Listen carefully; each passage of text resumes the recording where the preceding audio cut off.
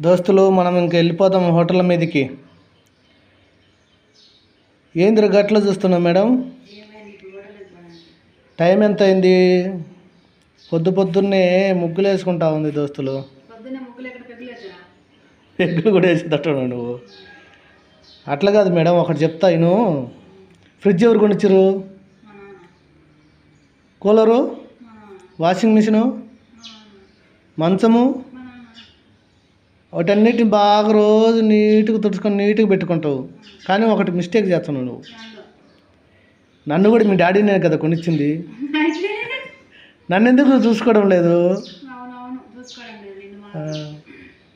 ఏం చూసుకుంటుండవు? టిఫిన్ చేయకుండా ముగ్గులు వేసుకుంటా ఉండవు.